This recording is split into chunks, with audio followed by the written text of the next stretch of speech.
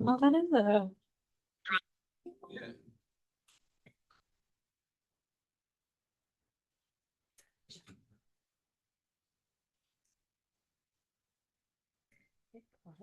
Okay. I'll call this Huron County Library Board meeting to order at 9 a.m. on Wednesday, June 17th. At this time, looking for the approval of the agenda. Looking for a mover and seconder that today's agenda be approved as presented. Moved by Helena, seconded by Nick. Any questions regarding the agenda? All in favor? Carried. Thank you. Does any member of the board have a declaration of pecuniary interest they wish to declare at this time?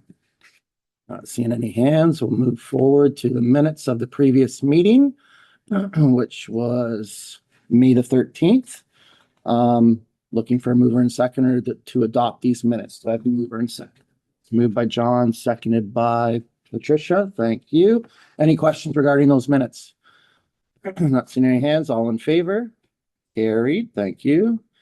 Next is presentations. So this presentation is the 2025 Library Year-End Financial Review. And we have Mr. Bloomhagen here today to do the presentation. So thank you, Michael. The floor is yours. All right. Well, thank you, Chair. Yeah, it's hard to believe another year has passed, and back here at to present another set of draft audited financial statements. So with me today, I've just brought Lisa Harvey along. She is our Deputy Treasurer. So I just thought I would bring her along and introduce her to the board, and that she's kind of the that's all of the work in these statements. So I just thought I'd bring her along and say thanks to Lisa and her team for all the work that they do. So yeah. So it's my privilege just to present the draft statements. They're currently in draft until the board approves. Once they're approved, KPMG will then issue the final audited statements that are signed. Just before I actually get into the statements, I'll just kind of touch on just the year-end results, just compared to budget. The statements present just in a little different format than how we kind of set up our budget. So I'll just kind of touch on the budget results first. And I've got the appendices; they're all attached to the report online in Peak. I'm not going to go through them today, but they are there for your review. But in terms of the actuals to budget, so we raised through the budget process 3.8 million or 3.819 million through the budget. And once we factor in all of our reserve capital and operating activities, the actual levy, which is essentially the cash that we raised, was 3.77 million. So there was a surplus of just approximately $42,000 overall. So that's just really a testament to Beth and Jenny and their team. They did an amazing job this year in terms of managing their budgets, as they always do. So the statements that we're presenting are essentially they don't necessarily reflect the capital activity for the library. Those are reflected corporately, and they also don't show the reserves as well. That is kind of reflected corporately as well. But once we get into these statements here, they're just on the operating basis, PSAP compliant. There was a surplus there presented in the statements of 58,000. But once you factor in a few other adjustments for capital and also reserve transfers, the actual surplus is 42,000. A couple things that are not necessarily reflected in the statements, but we did a couple carry forwards. So we carried forward a couple of projects that were kind of in progress or that were approved through the budget, but just through, for whatever reasons, were just outstanding at year end. So we moved those funds, we transferred those funds into 2026, and that was a printing app, and there's some interior signage that we transferred into 2026. So while we're setting aside those 2025 funds, shifting it into 26. So even though we have the expense in 26, it doesn't impact our budget for current year. In terms of the capital, just a small surplus overall. One of the appendices C, it just shows some of the details there in terms of your capital projects. So it just shows your book budget and a few other capital projects that were in progress for or that were approved for 2025. And some of those projects, it looks like there might be a larger surplus than what there actually is, but those were essentially funded by McCall McBain. So even though the expenses there, it's showing some savings, but we just didn't bring in the revenue to offset that. That's still sitting in deferred revenue. But when we do look at the reserves, we do have your book reserve. So that's sitting corporately. That's $187,000 for the end of 2025. And this was, we had a transfer this year in 25 of 26,500 surplus from the book budget. And it's not really surplus per se. It's just a lot of the orders or a lot of the books that you order throughout the year, they just don't happen to come in. So there's always that kind of transition time in terms of when a book is ordered and when you actually receive it. So there was a small surplus that we just rolled into the book reserve. So that is available to cover any costs that do come in, and there's also a library cap reserve, 68,000. This is an old program that no longer exists anymore. I think it was community access placement, I believe is what it was way back in the day. Had to do with internet or just providing internet services or training at your branches. So that's still there. It's available for the board's use. It's not really committed to anything right now, so there is some funding there that would be available. It's just not sitting directly on the audited statements for the library, but it is sitting under the corporate under our reserves. So with that, I'll just bring attention to your audit report. So if we can just go up a couple pages. Nose for a second. Independent, one more. And one more. Yeah, so this is essentially the independent auditor's report. So we can see that under the opinion section, this is kind of what we're looking for as accountants. So essentially that after those bullets, there's just a statement there that says, in our opinion, the accompanying financial statements present fairly in all material respects, yada, yada, yada.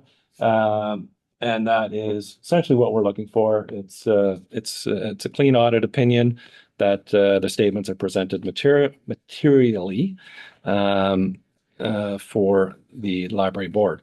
So there could be some, minor errors within that, but overall, there it is presented fairly, and that is a clean audit opinion. So, which is what we're looking for. There'd be cause for concern if it didn't state that. So if we go down a couple pages to the statement of financial position, thank you, Labitza. Yeah. So this is essentially the statement of financial position, or also formerly known as the balance sheet back when I was back in school. So it essentially just shows your financial position for the library board itself. The cash on hand, that is just essentially some of your cash that you do have with your branches. So there's always some transition from when it's collected at the branch and when it gets sent up to the county for deposit into the main county bank account. We really just have one bank account that we manage all of our affairs. So that's just kind of a transition from branch to the courthouse. In terms of the trade receivable, so it looks like there's about $12,000 that's owing to the county. So that's a bit of an increase over last year. And the main driver of that is, I guess there was an issue with, or probably bankruptcy of London or Library Services Center. So there's a trade receivable or $9,000 receivable that's on our books that is outstanding from that entity. The due from County Huron, that would essentially replace a bank account because you are just part of the the overall corporate structure. We all share the same bank account. If you were standalone, that would essentially be what your bank balance would would be 235,000, and that balance would allow you to discharge all of your financial liabilities. Under the liability section, we've got our accounts payable and accrued liabilities. A little bit of a decrease on the accounts payable. That's just essentially timing of your year-end accounts payable. So timing over year-end, varying balances for vacation and payroll.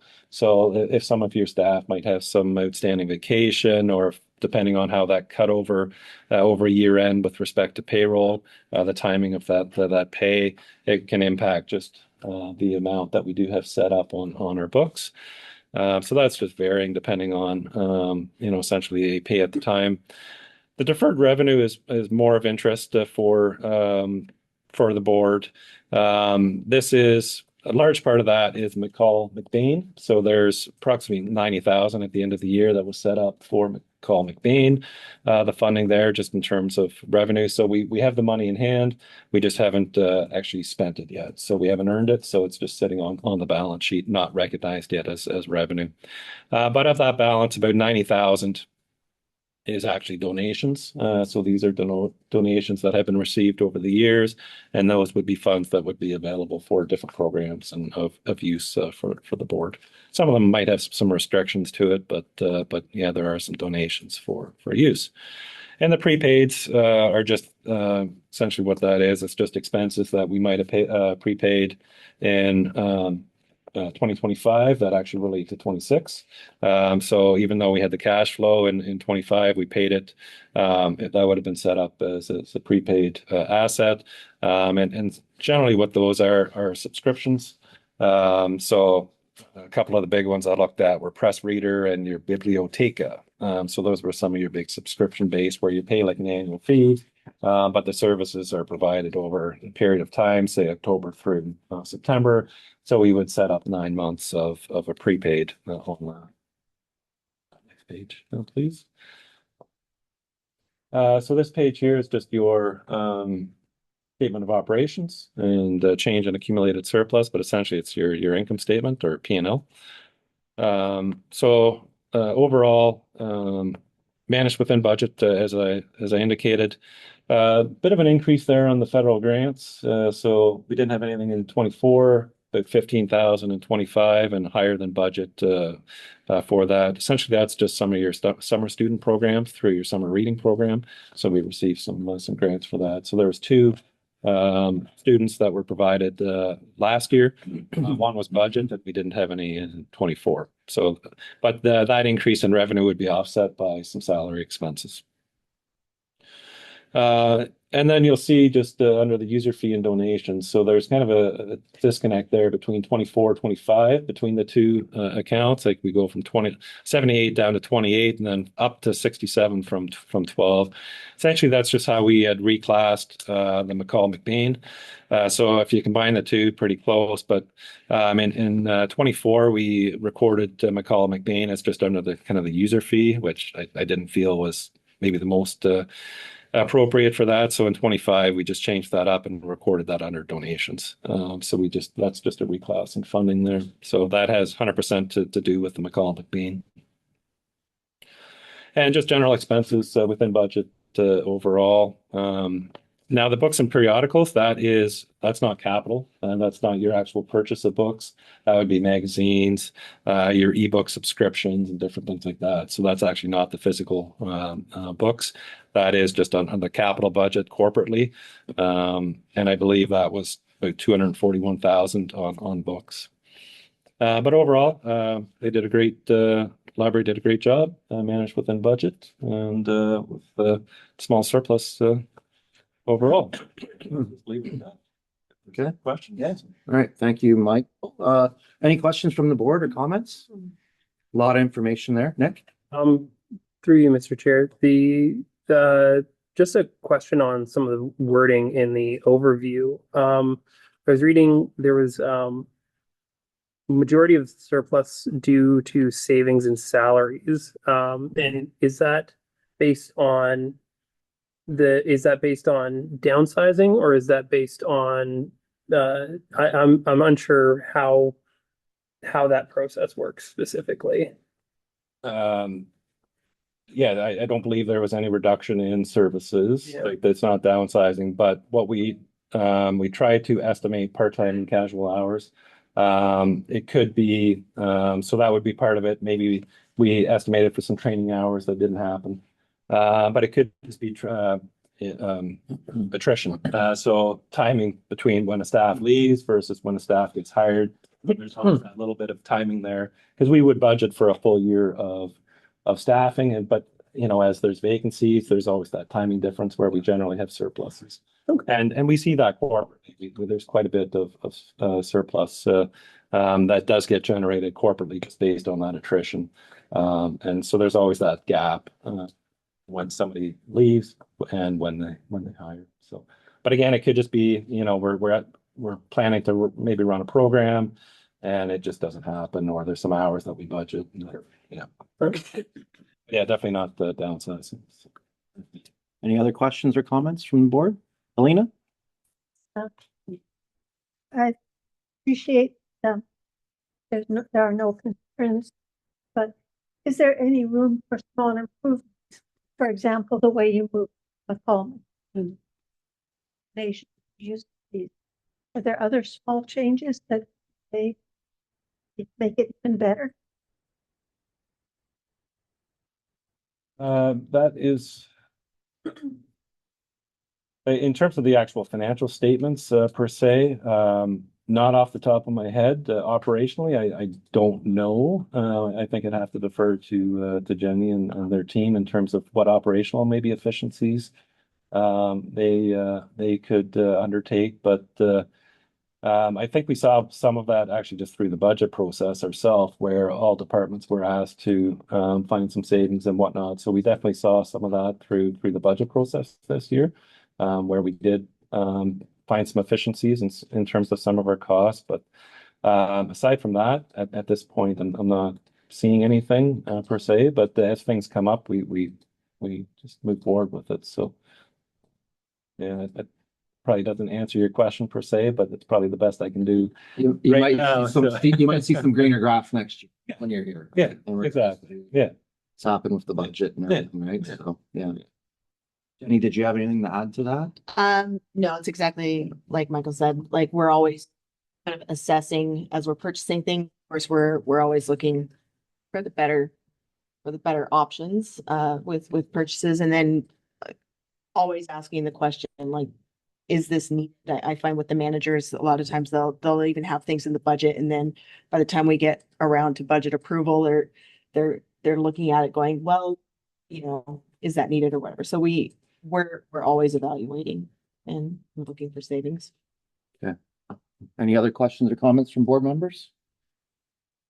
Not seeing any. Okay, I'll go to the recommended motion. Library board receives the report as presented, and further that the 2025 draft audit financial statements be approved. So looking for a mover and seconder, please. Moved by Sydney, seconded by Helena. Any questions? All in favor? Carried. Okay. Next item is board member comments. Do any board members have any comments at this time? Thank you, Michael and Lisa. You can say whatever. Any board member comments? You looked at me like deer in headlights when I thanked you. Do you never get thanked for board meetings or? What's like what? Okay, well, maybe I don't thank you. I don't know. Any board member comments? Helena, please. I would like to thank the team. They're excellent financial management. It's good to see going well, even in difficult circumstances. So thank you. Amazing. We got another thank you. There you go. It might be a meeting of thank yous. Yeah. We're not gonna be able to fit Thanks. through this large door on our way in. That is a very large door. Boy, here we go. That's just the head you're talking about, Mike, right? Yeah, okay. On to the fun stuff now that Michael's report is done. Excuse me. Yes, Jane. Yes, sorry. Sorry. Did you have a board member comment? I did. Okay. One of the things I've been doing in my quote unquote spare time is working for the census to collect unfinished documents. And one of the things I've come across is lots of people have said to me, I just went to the library. I finally just went to the library. And the quote was, and the gals at the library figured it out for me and it's all done. Nice. Thank you for sharing that. Moving on to reports from library staff. So Jenny, you have the first one, which is the library legacy document, question 4. Yes, through you, Mr. Chair. This is the fourth and final prompt in the library board's legacy document.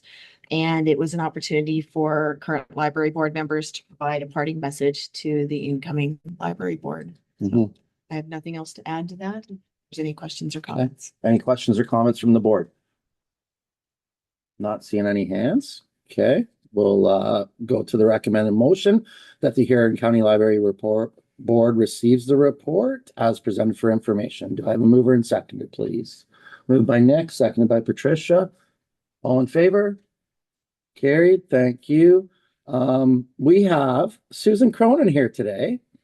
Isn't it exciting when Susan shows up to our meetings, folks? Huh?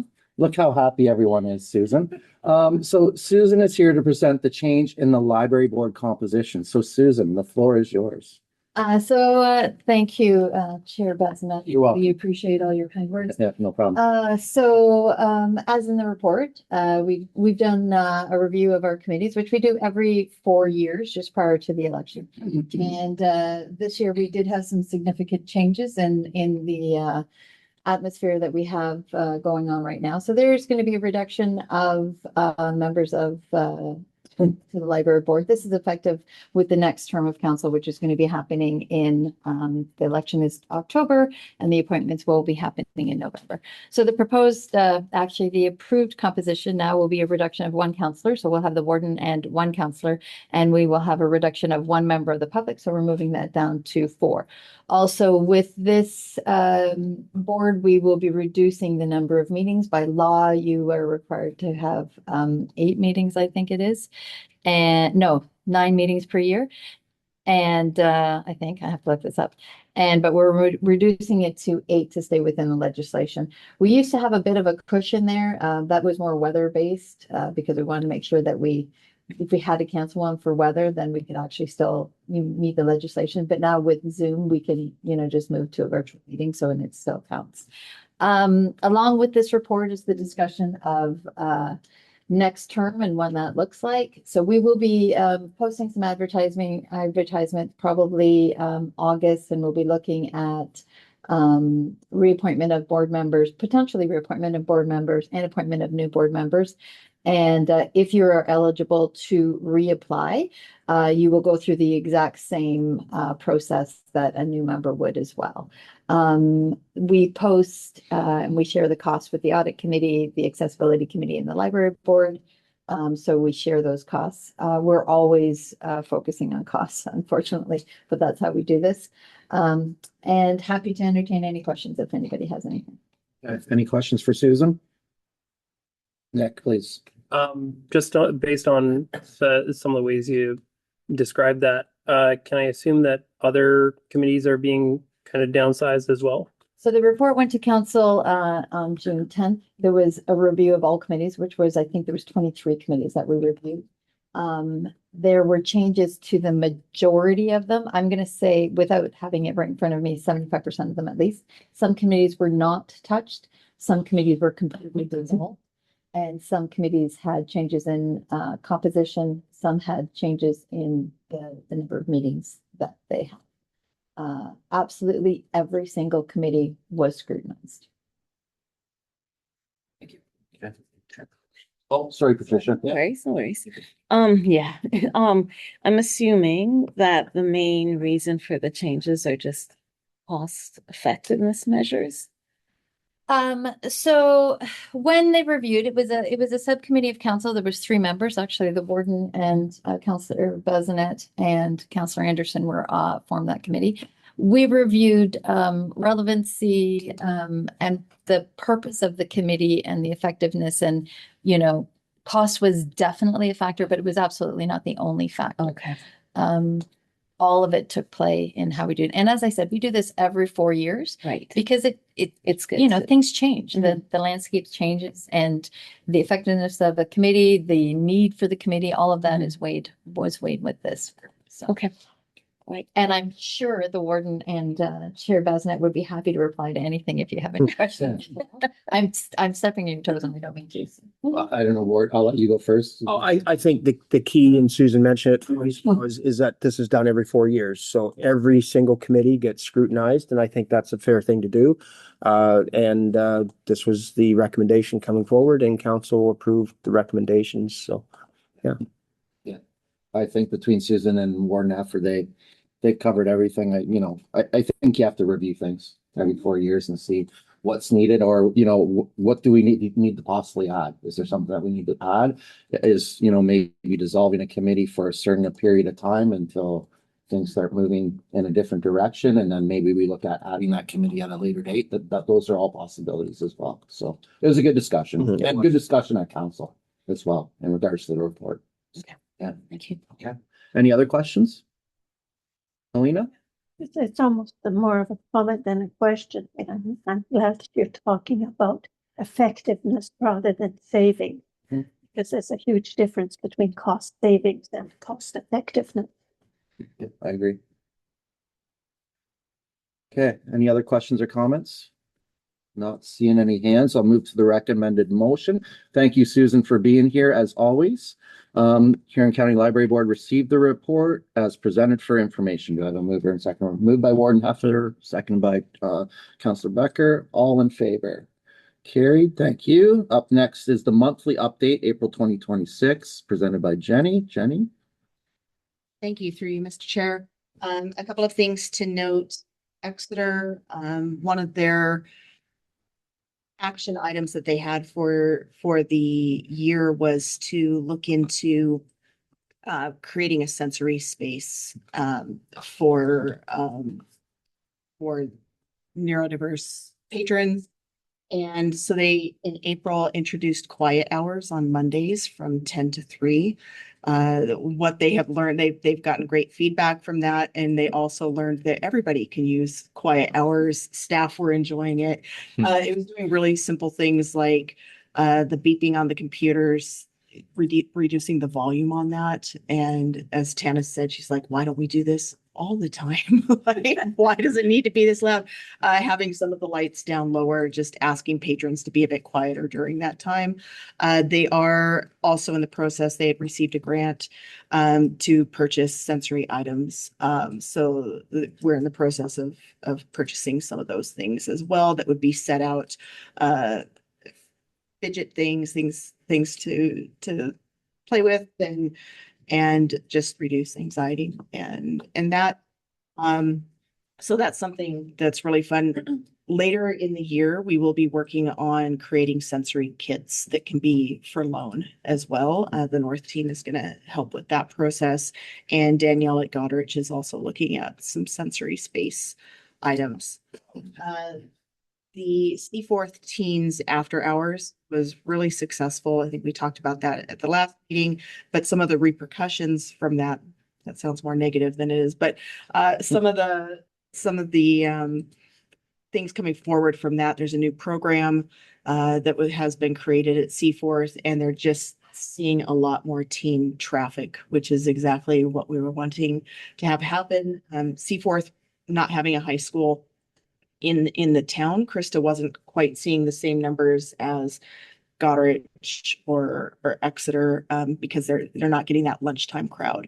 But they are starting to get teens in that are feeling more comfortable in the space, which is really exciting.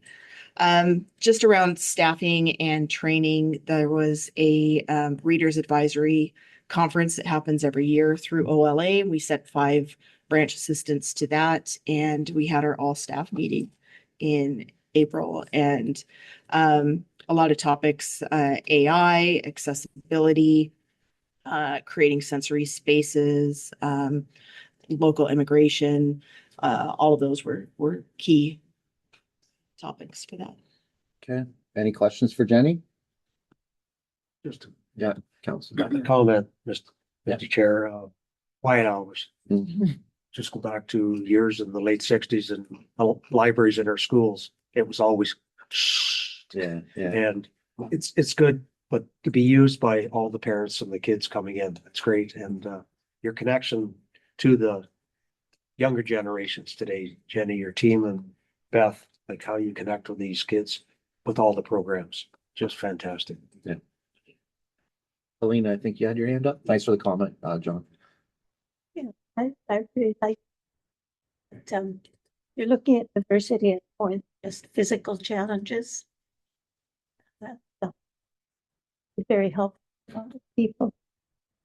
Not necessarily those challenges.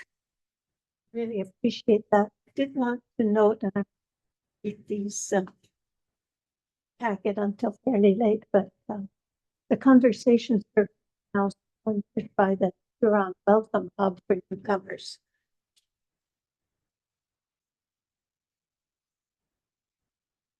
Thank you for that clarification. Okay, any other questions or comments? Nick, please. Just looking over the literacy section, I was reading Michelle's visit to St. Anne's, and it made me start to think a little bit about something that I've heard from some of the teaching or excuse me, people who are trained to be teachers recently, and they've been expressing frustration with literacy levels and reading levels. Specifically, people are falling behind where normally they would be at this at their age. I was wondering if Michelle or you or anybody else in the library has noticed that kind of falling over the past couple of years. I can't speak specifically to that. It's something that I could reach out and ask managers. It'd be fairly anecdotal. Yeah. It really it depends. One thing that we have really worked on is increasing some of our collections. Like we have the decodable books now, which really are helping kids who could have dyslexia or some reading issues. So they're a little different than those the easy reads that we had before. These are a little different towards that, and Katie's worked really hard to kind of beef up that collection a bit. And staff, when we initially rolled it out, had received some training on noticing when that type of book might be needed and recognizing that. But otherwise, because we're not in a teaching capacity and not working directly, it's really hard for us to tell those literacy levels. Sure. Yeah. Okay, any other questions? Not seeing any. Okay, I'll go to the recommended motion that Huron County Library Board receives the report as presented for information. We have a mover. Moved by Helena, seconded by Patricia. Okay, all in favor? Carried. Up next is the July to September 2026 events outside library hours. Jenny, please. Yes, through you, Mr. Chair. We bring these forward every few months as we work on our program planning for the upcoming months in the year.